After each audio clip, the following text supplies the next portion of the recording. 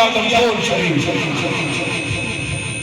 الحمدللہ رب العالمین والعاقبۃ للمتقین الصلاۃ والسلام علی خاتم الانبیاء والمرسلین اما بعد اعوذ باللہ من الشیطان الرجیم بسم اللہ الرحمن الرحیم وَأَقِیمُوا الصَّلَاةَ وَآتُوا الزَّکَاةَ وَارْكَعُوا مَعَ الرَّاکعِینَ صدق اللہ مولانا العظیم. درود شریف پڑھ رہے ہیں. الصلاۃ والسلام علیک یا سیدی یا رسول اللہ وعلی آلک واصحابک یا سیدی یا حبیب اللہ.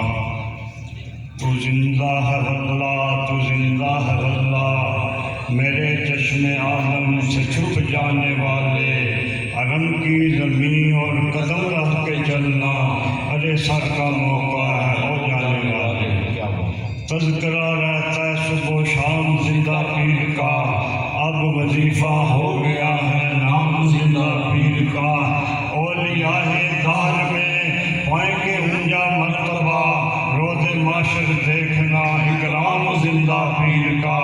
مثلاً نے آنکھوں سے اوجل کر دیا تو کیا ہوا، دل میں نقشہ رکھتے ہیں خدام زندہ پیر کا.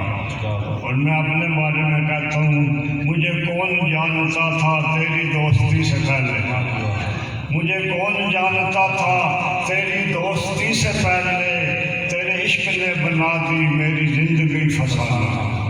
ماشاءاللہ، مبارکباد انتظامیہ کو جنہوں نے چودھری محمد وراثت صاحب کے سابقان، ان کے عزیز اور ہمارے برادر دیگر چودھری ظہیر عباس صاحب.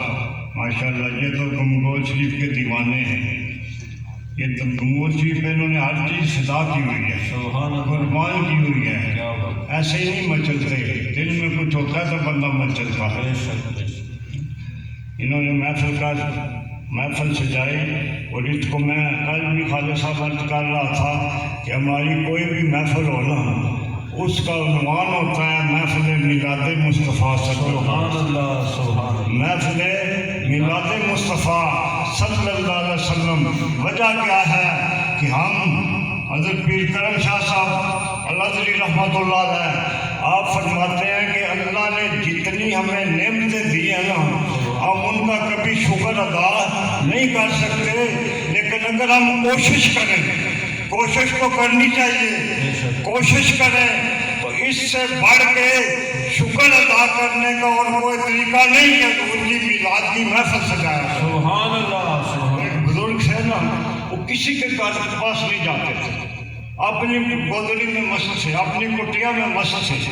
بادشاہ وقت نے سوچا کہ کوئی ایسا طریقہ ہو کہ یہ بزرگ میرے محل میں آ جائے، قدم رنجا فرمائے، مجھ پہ اللہ کا کرم ہو جائے. کیونکہ وہ جانتا تھا کہ اِنَّ رحمت اللہ قریب من المحسنین، اللہ اپنی رحمت کو ان لوگوں کے قریب کر دیتا ہے. واللہ یختص برحمتہ من یشاء، اللہ اپنی رحمت کو ان کے ساتھ مختص کر دیتا ہے، پھر یہ جدھر جاتے ہیں اللہ کی رحمت ان کے ساتھ جایا کرتی. تو وزیر تھا اس کا بڑا سیانا، ان کا بادشاہ وہ بابا جی ایسے نہیں آئیں گے،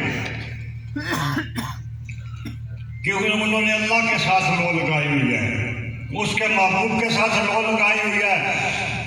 اگر تم نے ان کو اپنے گھر بنانا ہے تو اس کا ایک ہی طریقہ ہے کہ ان کی محفل میلاد سجا لیں.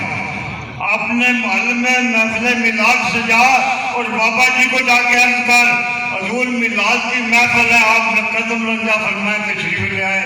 بابا جی نے دعوت قبول کر لی. تو یہ میلاد کی محفل سجا کے ہم اپنے اللہ کا شکر ادا کرتے ہیں. اللہ کا دیکھنا ایک بندہ تھا، ہوگا قیامت کا دن ہوگا، وہ پہاڑ جتنی نیکیاں لے کے جائے گا، پہاڑ جتنی نیکیاں. اللہ فرمائے گا کہ اس کو میرے فضل سے جنت میں لے جاؤ. عرض کرے گا یا اللہ اب بھی تیرا فضل، میں تو اتنی ساری نیکیاں لے کے آ گیا ہوں، پہاڑ جتنی میری نیکیاں ہیں، اب بھی میں تیرے فضل سے جنت میں جاؤں گا. اللہ نے فرمایا چلو پھر کھول لیتے ہیں.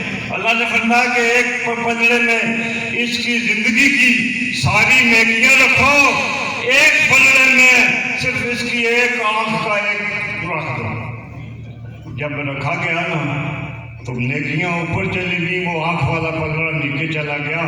اللہ نے فرمایا یہ تیری ساری نیکیاں تو میرے اس ایک رحمت کا، ایک فضل کا مقابلہ نہیں کر سکتی، تو باقی تو سارے پیچھے رہتے ہیں۔